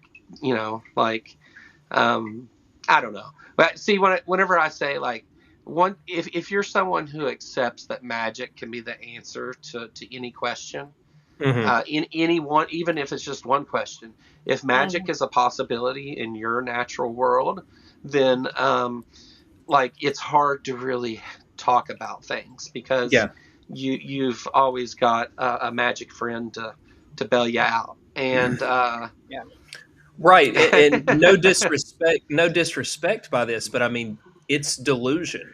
I mean, I don't have the definition pulled up, and maybe Lil can help with that because she's excellent at stuff like that. But you're dealing with people. Make me a sandwich, Lil. That's what he said. Did not say that for the record. That's what he said. That did not come out of my mouth. Yeah, Those days are behind me. Thank you very much. The couple's on here today, and he's throwing out orders. Getting hungry over here. It's do it yourself. I'm not trying to start anything, but he told me he was going to do that before the show. I don't even like hearing you say that about yourself, Lil. I would never call you that. Yeah, well, that's totally thrown my train of thought off. So thanks, guys. The chat, you guys are awesome. I'm just joking. Thanks for hanging out. Don't be a misogynist asshole, guys. It was a joke. Like, I'm just kidding. Sorry if someone found that offensive out there. You should find it offensive. It's all in good fun. It's who I am. Sorry. What did you want me to look up? Sandwiches. I was trying to make a serious point on a live political talk show, but we got us a little sidetracked. No, I was just saying, you're dealing with somebody who I believe by definition would be delusional. They live in a reality that doesn't line up with what best everyone else who is not delusional can tell. And, again, at that point, the facts, Oh, go ahead. I'm sorry. It sounds like you found it. Characterized by holding false beliefs or judgments about external reality that are held despite incontrovertible evidence to the contrary as a symptom of serious mental illness. That is the exact definition. I mean, I say Let's this be careful not to diagnose mental. Right. Yeah. Right. Yeah. Yeah. That's why I said it's from Oxford. It's from Oxford. Okay. It's not me. Just the definition, not health professionals. Talk to someone about mental health. Just do it in general. Just anybody. I think it helps anybody. I think just try it out. Yeah. But no diagnosis. But we're dealing with people who are not in reality. And so, again, my goal with them is to just be like, maybe this will flip a switch that they can't unflip. And that'll get the ball rolling. And then maybe they come back. And maybe we can continue a conversation when they're in a different place. Because in that moment, they're not with us. And I am comfortable saying that because I was that guy for 15 years at least. I wasn't with everybody else. And so understanding that, it makes the conversation limited as to what they're going to, actually digest of that conversation. Yeah. Yeah, no. And I think that it's probably good that you went back to that. That makes a lot of sense. I do like that, that way of thinking about it too. I not quite the way that I would word it, I guess, of course. But I like your approach to it. Well, thank you, Joe. I like yours too, man. That's just what happens when you get people together with different perspectives and different takes. And let's be very clear. It was a joke about Lil. Lil is my friend and my co-host here, and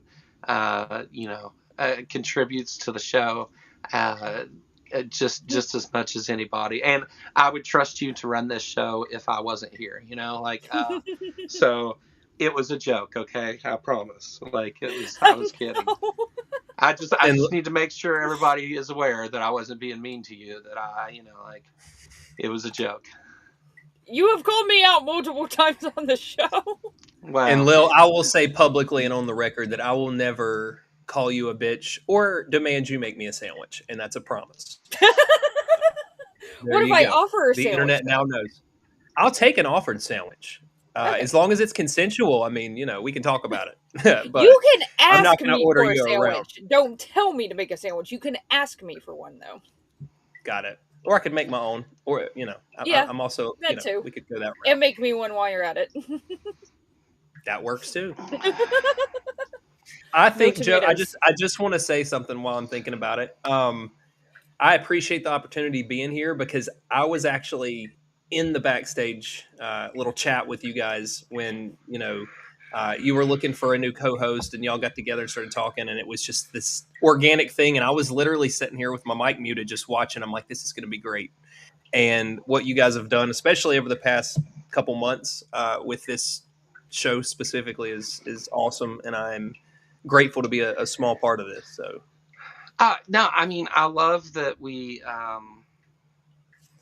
first of all, Lil and I, we agree on a whole lot of stuff. And so whenever we have I guess whenever because it's kind of, I had the show before Lil came along, right?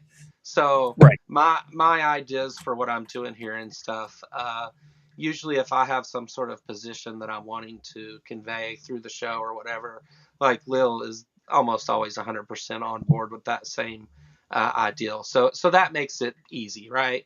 We're pretty much like anti-Nazi, and that would be enough. Right. So there's other things we agree on, of course, but Lil does great, and I have not to speak down on Robin's time here or anything. Robin, contributed a lot and was the person that started this show with me. But I've enjoyed the change in pace of conversations that Lil and I have. Not to say that they're necessarily better or whatever. I'm just saying, like, it's been a change in pace of how the show's done. We've added a second show. People come and watch it. It's been cool. We get a lot of interaction from on both of our channels from people, and so it's been a success in that way. I published a recorded video that I did on my channel, which is obviously the bigger channel here, right? Like, it shouldn't be a problem for me to, in general, get more views than Lil, right? It gets 25 views on my channel. Last I looked, it had like 700 or 800 on hers. And it's I have no idea why. It's just me. It's just my video. It's done under the Politicality logo, so it's both of us, But it's just a video I made about Kristi Noem. Like, it was just me in the video. But it has done so much better on her channel, and I'm happy that happens. Like that's no matter who's seeing it where, I'm glad that people watched it and thought it was worth watching. So I don't really give a shit about any kind of competitive thing as far as making videos in this space. I love to see more and more people talking about these things. So this is a team effort. So me and Lil were actually talking about that last night. The bittersweet part of not being able to keep up with your friends' content, because more and more people are doing more and more things, but just to see the growth in the people around us in this little circle of content creators, man, I'm loving it. I think it's one of the coolest things I've ever experienced. So I'm along for the ride, man.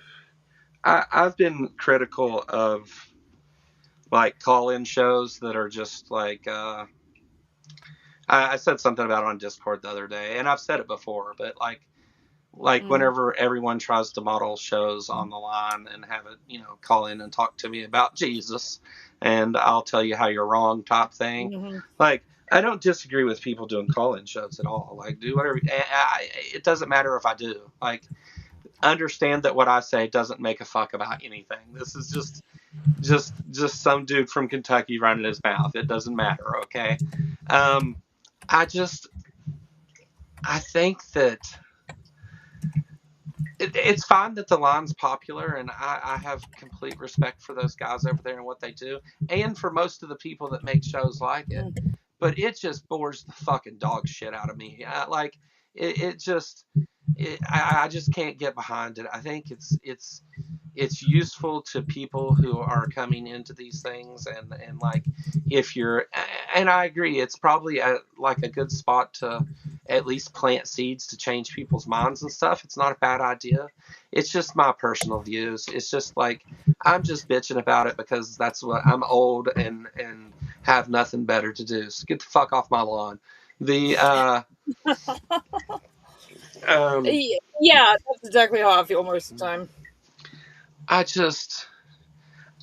don't know. It's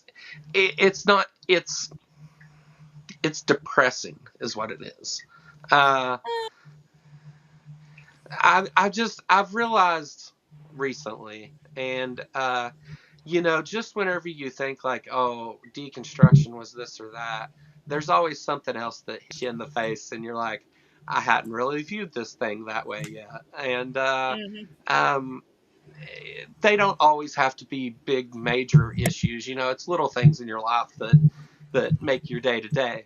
And so just this idea of how people think about these things and how crazy some of it has been my focus of late. I'm on to something here, and so I've kind of been pursuing that.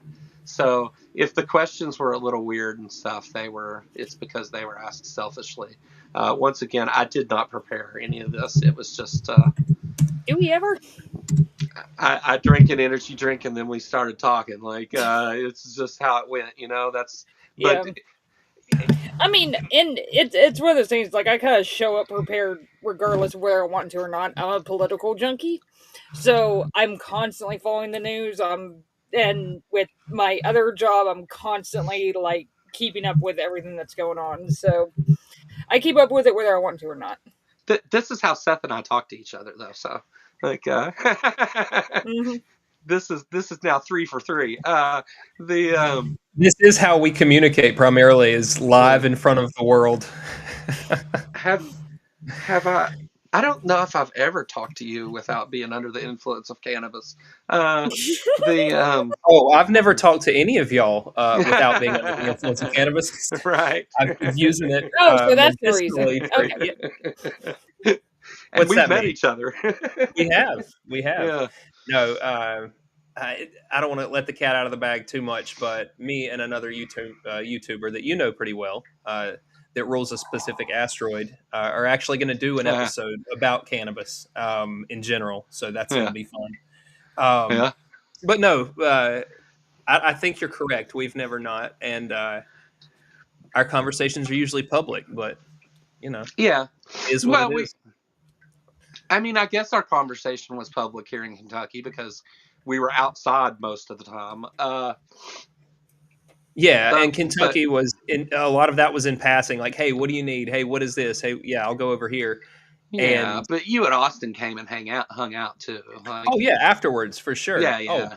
For way late. Yeah, that was great. Yeah. We are hopefully going to see each other. We're definitely going to see each other at Rocket City, correct? You're going, we're going. So we will have somewhat of a in-person reunion there. To what extent lodging and stuff like that is still to be determined. But yeah, for sure. Yeah, we'll get all that worked out, and we'll do something special with it too. We'll document some of the shenanigans experience. Mini shenanigans. And but yeah, we haven't worked all that out yet, and but we've got a lot of time. So but yeah, I'll be there in Alabama too. So that's gonna be fun. Gonna be a good time. Will's gonna come with us too. It'll be me and Laura and Noah and Will. Laura and Noah go everywhere with me. Just so my family goes wherever we go together. If we're going somewhere like that, yeah. The plus, that's a fun time for them too. There's stuff, for sure. My son Noah just likes staying in different places. He wants to check everything out. He stayed at the Airbnb with us for the ARC protest, and like nobody even really noticed because he's just chill and he was what, like 6? He was 6 then. And was, just well behaved and a good kid and curious about things. He went to the ARC protest even though it was 500 degrees. Yeah, it was. I told everybody to be prepared for a hot day, and I was right. You weren't joking. Yeah. July here in Kentucky is not always the most pleasant place to be. You wouldn't think of Kentucky Texas. Yeah. You wouldn't think of Kentucky. Most people don't think of Kentucky being like that. It's like a jungle, dude. It is just sweltering, humid, hot here all the time. And muggy. If you're anywhere near the river, you can smell it usually the whole time, which is less than fantastic. But, again, Kentucky's beautiful and lots of great things here. I would recommend some of the sites in Kentucky to anybody, no matter what you think of this state politically or morally or whatever. Like, there's things that I would recommend you see here. Mammoth Caves is the largest cave system in the world that we know about anyway. There's a lot of great things here. I think Abraham Lincoln's mom might have had a baby here. There's a thing. I think that's actually close to where the ARC protest was. The birthplace of Lincoln or whatever. I'm pretty sure it's right down the road from there. But yeah, there's all kinds of cool stuff. See, I screwed up with the ARC protest, and to be fair though, I admitted the whole way along I didn't know what the fuck I was doing. That like I just kind of took this on and tried my best. And I had a format to kind of go by, so, and I thought that was pretty easy to pull off. So I just was like, okay, I'll do that. And it wasn't quite as easy as I thought. And one of the things I should have done differently was plan around the ARC protest for the people that were going to be there the whole weekend, because there were like theme parks nearby. Waverly Hills Sanitarium is right down the road. We were right outside of Louisville. There's all kinds of shit there. But yeah, there's like theme parks and water parks and all kinds of shit right down there. Like there was a lot of things we could have went and done as a group to have fun. And I wish I would have done that. I don't know about taking beer and weed into theme parks these days, but I imagine they'd have to be okay with it. Hey, as long as they allow vapes in, you'll be fine. Yeah. Yeah. I don't know if they do. I don't care. I used to love going to theme parks. I don't really do it anymore. I don't think my doctor, and this is just a guess, but I don't think my doctor would want me to do it even if I was, not a 300-pound man. Because I have a mechanical valve in my heart, and I imagine putting G forces on that thing probably isn't the best thing to do. I haven't asked. I just kind of assumed I'm not supposed to do it anymore. Very smart of you, Joe. Please don't. Actually, I have a friend of mine that has the same thing. He has an artificial valve, and he was told not to. Oh, okay. Well, there you go. I quit talking to my doctor a few years ago. They didn't offer any advice. It was come in, have an EKG, ask the same questions, send you on your way, and see you again like a year later. So I see no point in continuing that relationship.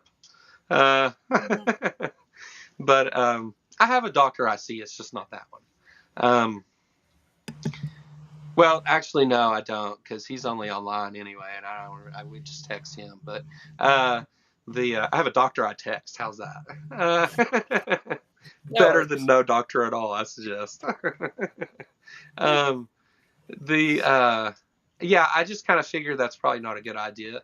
Like, I mean, because I was like roller coaster junkie about it. Like, I love roller coasters, thrill rides. I've done that, like the extreme Skyflyer thing where you pull the ripcord and you swing, like you drop like 100 foot and then swing. I've gone skydiving. I haven't been. I never could afford that at one time. Red flag. Yeah. Yeah. I wasn't raised by those kind of people, Lil. What the fuck? I'm glad you got that out of your system, because I ain't going with you. I'll tell you that right now. It was 20 years ago, so I'm just saying. I used to be a big roller coaster fan too. We have Carowinds, which is on the Carolina line. Yeah. I know. So my kids still love it. I went with them last summer, and they have the Fury, and I don't know what the stats are, but it's really high and really fast. It was the one that cracked, the support being cracked last summer, and it was like national news for like a day. Yeah. So the last time I rode that, I was on the front row with my 10-year-old. I think she might have been 9 at the time, and some of the older kids.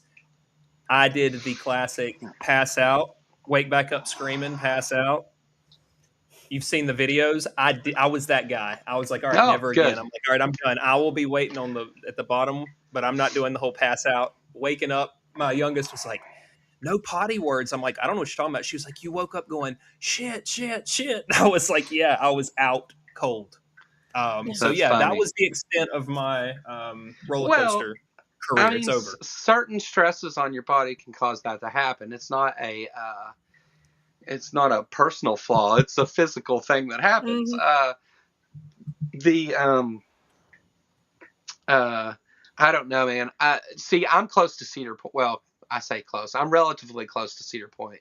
It's like a 5-hour drive, but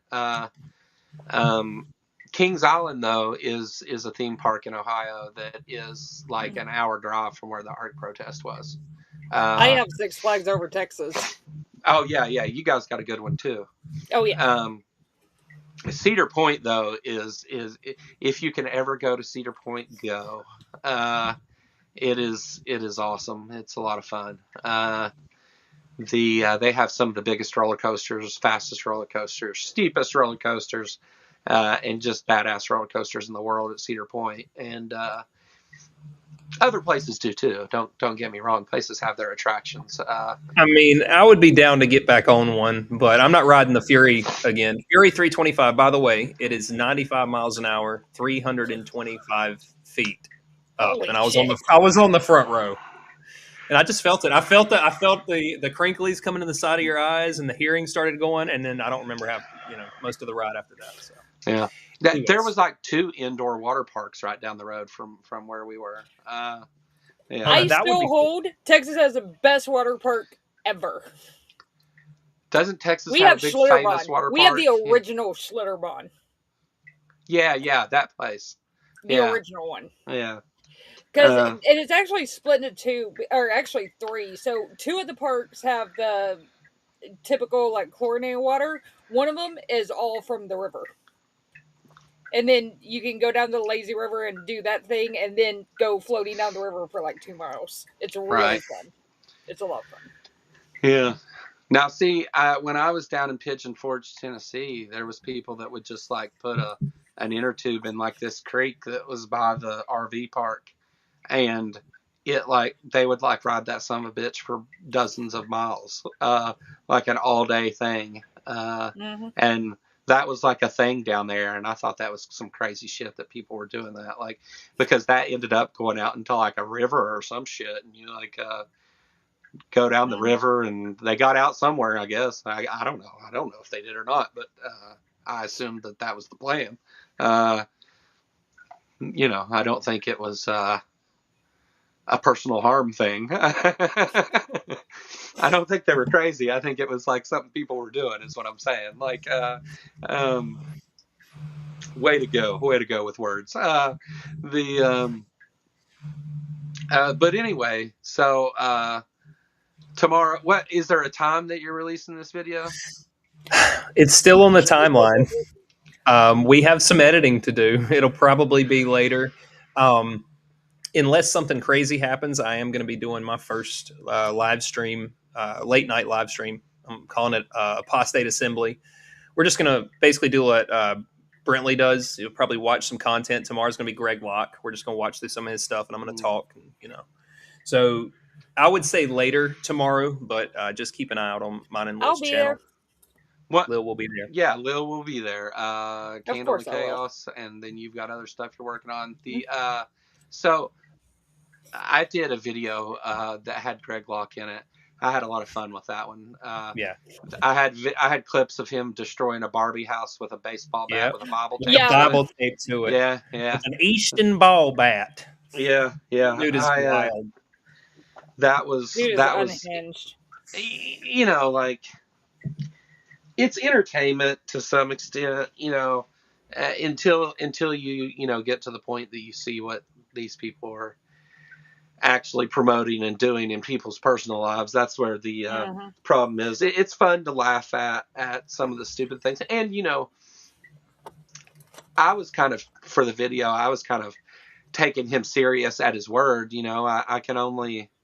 I assume that the things that you're telling me you believe are the things that you believe. So, and that the actions that you take are in pursuit of those beliefs. So yes. That's kind of how I looked at it. But I'm pretty sure I probably still called him an asshat or a dildo or something along the way. Well, he is those things, but no, I was actually going to touch on that. He does genuinely believe what he's saying. And Greg Locke is charismatic. He's entertaining. He's funny. If he wasn't so harmful, the reason I cover him is because his beliefs and the way he thinks and the way he interprets scripture and politics and all that is a carbon copy of my ex-father-in-law, who was just a little more reserved and toned down in the rhetoric. And in the delivery, I guess, more so than the actual rhetoric. He was more sly. Steven Anderson lot. Yeah, but he's also really, really unhinged. Yeah, he's crazy. It was just less abrasive. But I cover Greg Locke because his playbook is pretty much a mirror copy of my ex-father-in-law's playbook, and so it's interesting to me from my perspective to look at his behavior and to look at the way he implements control, because it's just like, yep, this is exactly what I experienced. So that's going to be a good time. Also, I tend to come up with very creative insults. It will be fun. Nice. Yes, she's got an uncanny ability to mix profanities and other just raunchy words together. It's quite the sight to behold. My current favorite is Orange Shit Gibbon. Oh, she's been on that one hard for our dear leader. We're back to the Trailer Park Boys now with the shit given, the shit jokes. Leahy, the drunk trailer park supervisor, is always using these like analogies. The winds of shit are blowing. What we have here are a couple shit birds. It's always some kind of addition with shit, and so that's the joke there for the uninitiated. Yeah. So anyway, go check out their show whenever it gets released tomorrow, and whatever. I'm glad to. I did put a thing in for Seth that does work now, by the way. Awesome. Thank you. Me and Lil are also usually on Dr. Ben's stream on Friday nights doing trivia. If you want to come hang out over there, it's a great time. I've got an interview series that I'm getting with some people on, and I know Lil is kicking some ideas around in her head about some content too. So yeah. Sub us both and stay tuned, because subbing is loving and sharing is caring. Yeah, and let me put Lil's in there too. for the people that are on my channel. So yeah, if you guys like the video or whatever, do me a favor, hit the like button. If you're not a subscriber, it'd be cool if you subscribed. Making those numbers go up strokes my ego and just makes me more blatantly dumb about things, I think. The more viewers that's why you have me here. The more viewers I get, the more unhinged the show becomes. So please contribute to my made up world. Or don't. Fuck you. I don't care. Oh man, this is why we love Joe. Yeah. Mm-hmm. I tried.